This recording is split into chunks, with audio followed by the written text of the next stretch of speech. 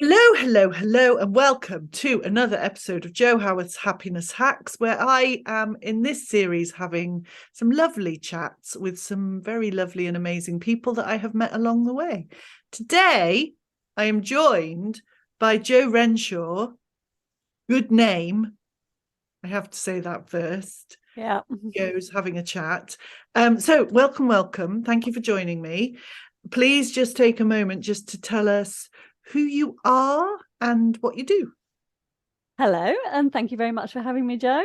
I'm Jo Renshaw. I'm a life coach for men. I help men feel less stressed and make more money in less time. That sounds good. Mm-hmm. Okay. So why do you do that? Why men? I'm intrigued.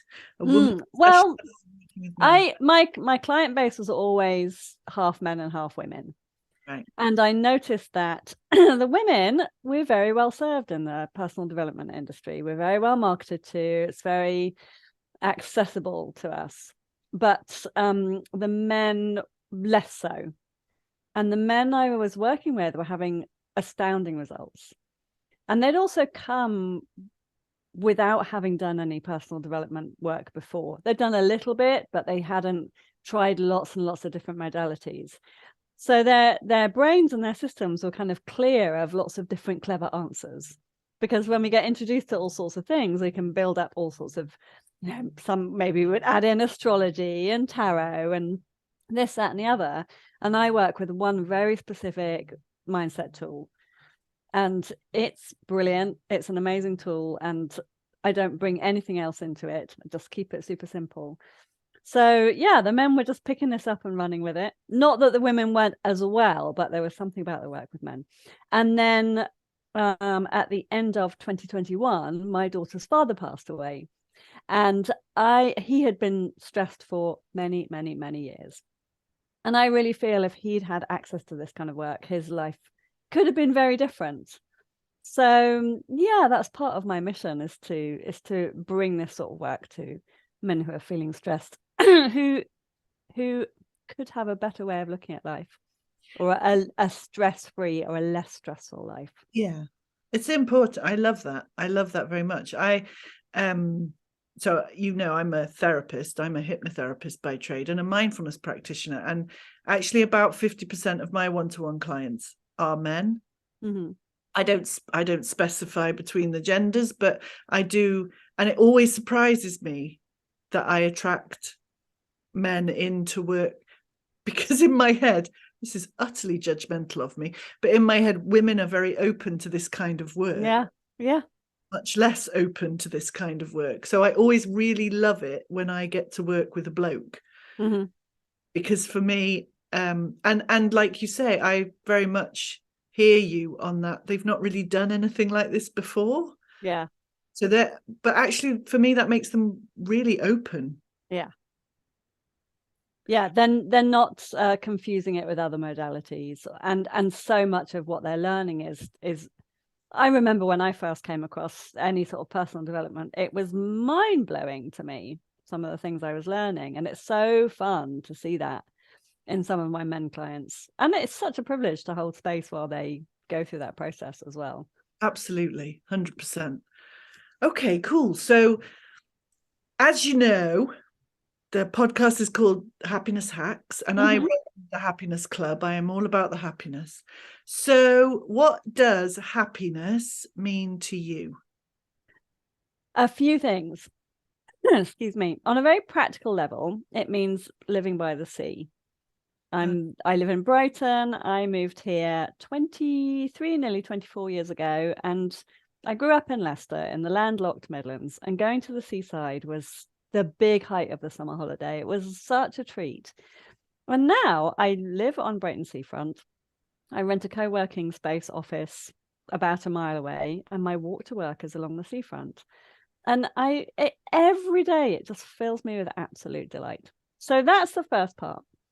The second part of what happiness means to me is to embrace the fact that life isn't always happy. And when I know that life isn't always happy, there's happiness in that. If I know that half the time roughly, I'm going to feel sad, frustrated, scared, doubtful, and embrace that. I know that happiness is on the other side of it. And so unhappiness comes to me when I resist those things. Yeah. When I allow them and let them be there, life flows much more easily. I love that. That's absolutely totally in line with what I teach. Everyone always says to me, "Oh, right, so you're the happiness lady. So you're happy all the time then?" Mm-hmm. No. Yeah. No, because I'm a human being, and no, Yeah. because it's not what happiness is to me either. Happiness Yeah. to me is embracing the whole kit and caboodle, right? Understanding that all of it's there for us to experience, for us to learn and grow and develop from in some way. Mm-hmm. And knowing that, like you say, brings its own happiness, doesn't it? Yeah, totally. And when people say to me, I just want to be happy all the time, I say to them, you actually don't. There are some things you don't want to be happy about. You don't want to be happy about death and war and certain circumstances that we don't want on the planet. We do not want to be happy. So embracing some of those, what we might call negative emotions, are valuable for us. Hugely. I think in just understanding ourselves as well, getting to know ourselves and understanding our responses and feelings and thoughts and beliefs about all of that. Yeah. And if we have a negative emotion, it doesn't always mean something's gone wrong. Yes. It's an appropriate response, isn't it? That's it. Absolutely. Right. Yeah, totally. I love that. Thank Yeah. you. And I love that you mentioned the living by the sea thing, because environment has a massive impact, doesn't it? Yeah. Or can have a massive impact on our well-being. Yeah. So I love, especially in a day like today when it's there's no wind, it's clear blue sky, and it's sunny. Happiness factor goes right up. yeah, totally. Mm-hmm. So this podcast is called Happiness Hacks. Yeah. And through it we share a really simple tool, technique, exercise, thought, anything at all that constitutes a happiness hack. What can you share? My number one happiness hack is to turn off all your notifications on your phone. Every single one. The only notifications I have on my phone are WhatsApp messages, iMessages, and that's actually it. Because every morning my mum sends me a text message at 7 o'clock with the weather report for the day and what's on the menu for the day. And WhatsApp is how my daughter and my sister contact me. But I notice that so many people I know feel so stressed and irritated by the news. And their news app is pinging all day, and their Instagram is pinging all day, and their Facebook's pinging all day. And not only is it delivering news that's clogging their own mental bandwidth, it's also giving them extra things to think about that aren't necessarily serving them towards maybe feeling happier. And, I think all this content that we have delivered to us is amazing stuff, but we need to be in charge of it. So if I want to go and see what's on Instagram, I decide. I don't have Instagram telling me, hey, you have a notification you need to go and see. And when I decided to do that, which was about 4 years ago, I think, my stress levels just went down enormously because I wasn't slave to this thing that was buzzing all the time. Yeah, I love that. I do something very similar. I do have Facebook. I have iMessage and WhatsApp, but I don't have email. I don't have my email notifications or anything. I have to physically make the decision, consciously decide that I'm going to go and check my emails. Yeah. So it doesn't ping at me constantly, which I think it does for email. I think is one of the worst culprits for stress. Yeah. Isn't it? Constantly ping, ping, ping, ping, ping. So I consciously go in and check my email when I'm decided that I'm going to do my emails. Yeah. Schedule it in. Love that. Thank you. There's one more piece to it as well, is that I do not consume any news at all. So I used to listen to the Today program all the time. It was a sort of comforting, I thought, voice in the kitchen in the morning. It was the sound of home. And as we moved into the vote for Brexit, I said, no more. There's nothing about this that's making me feel good. And my world is still good because I don't hear that news. No.